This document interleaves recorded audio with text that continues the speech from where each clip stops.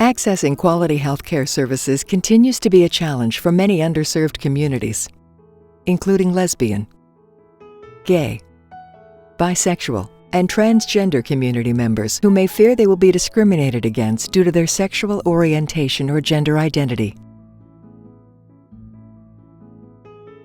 As an ally, the challenges I have seen in the LGBT community is how people perceive them, how people treat them, and that keeps them away from coming to receive quality health care, because when you feel discriminated, you don't want to be discriminated a second time, and that keeps you away from coming. So in most cases, these individuals focus on or turn to the internet to get some of the drugs that they need. For example, if somebody is transitioning from male to female and they need hormones, they turn to the internet and they get all these hormones from the internet. You don't know what you're getting, and sometimes those could be life-threatening. Why do we avoid the doctor?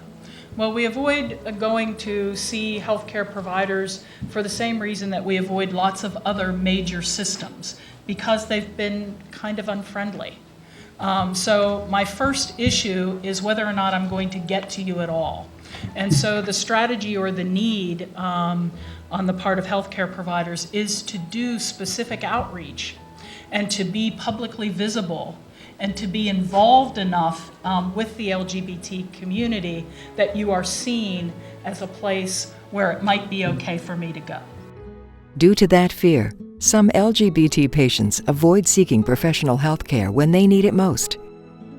At UPMC, our goal always is to provide the right care, in the right way, at the right time, every time. So we must work to alleviate these concerns in our patients. So my concern is access to care for people who have extensive training. Sometimes we are bursting at the seams in terms of our openings, and all of us from our center are really passionate about providing services when needed pretty immediately. So we love doing education outside of our center to help other people to better understand and serve our LGBTQ community in a very productive way. To provide services to the LGBT community, we need to create an open environment where our LGBT employees, patients, health plan members, and their families feel safe and welcome.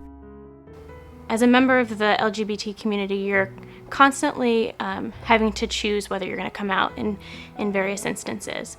In the healthcare system, for example, you walk into a clinician's office and you have to decide whether you're going to disclose that you're a member of the community. So that you have to make these kind of constant decisions whether you're safe and whether you're in a safe environment. If I come if I make that leap and I get through that barrier and I access healthcare services, do I feel welcomed by them?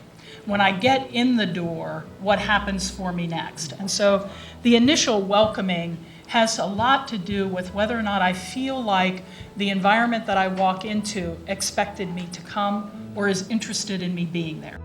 Without openness, a patient may not feel comfortable telling us everything, which can negatively impact the care they receive.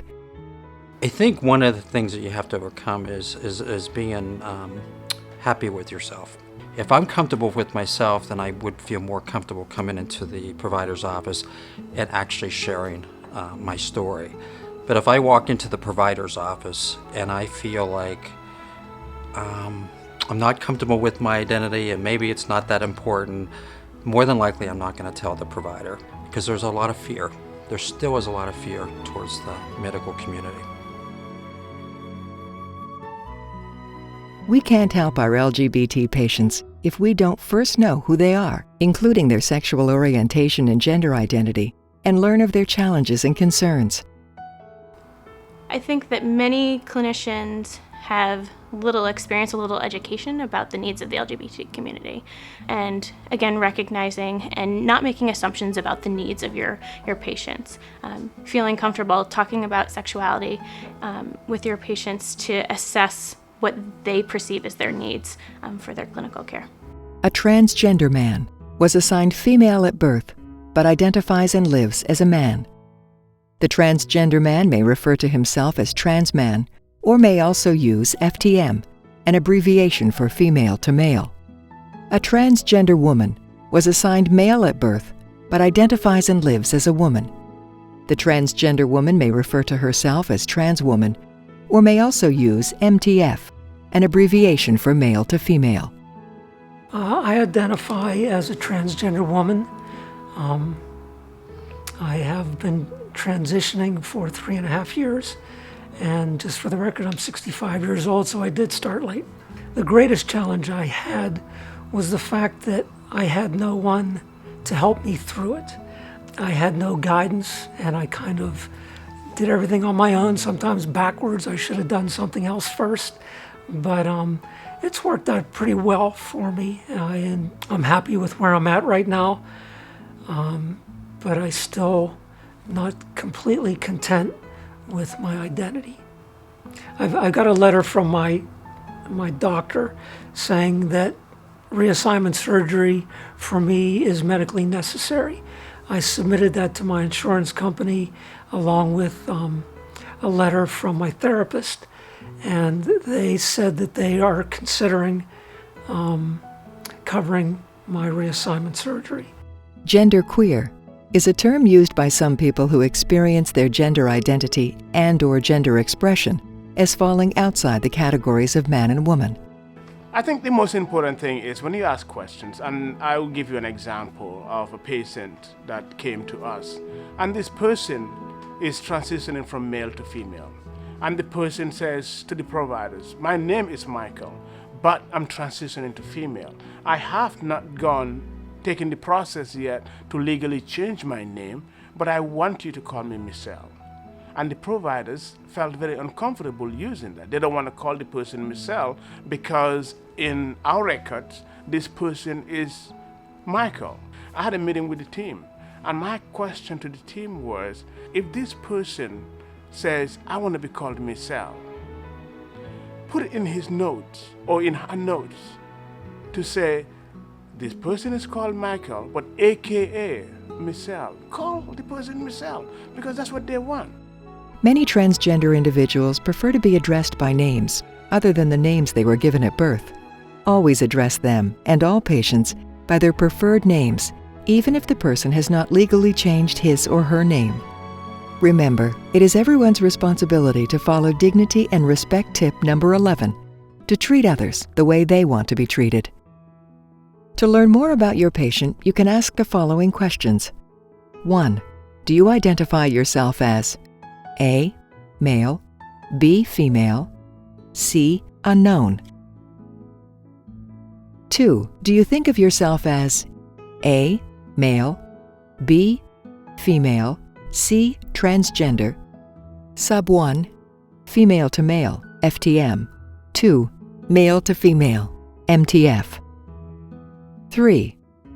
Do you identify yourself as A. Straight or heterosexual, B. Lesbian, gay, or homosexual, C. Bisexual, D. Something else, E. Don't know? 4. What sex were you assigned at birth on your original birth certificate? A. Male, B. Female, C. Decline to answer. If I am a transgender person and your form has me check male or female, I already cannot describe myself for you if those are my only two choices. A couple of other areas that are common in exclusiveness around forms, my personal favorite was really until about a year ago, very commonly in relationship status, you would ask me if I am single, married, widowed, or divorced. And I was stumped. Because after 30 years of being with the same woman, but not being allowed to be legally married, I certainly wasn't single, I wasn't widowed, I wasn't married, and I wasn't divorced. So I couldn't tell you anything about who I was. It's important to note that LGBT adolescents face additional challenges that are related to the social stigma of their sexual orientation. In the work that I've done with adolescents, one of the most important findings that have come out of our research is that the LGBTQ community is very diverse, and that sexual attraction and sexual identity might not necessarily perfectly overlap. So I think in the clinical setting, there are assumptions about what the needs of the LGBT community are, and I'd like to challenge those assumptions.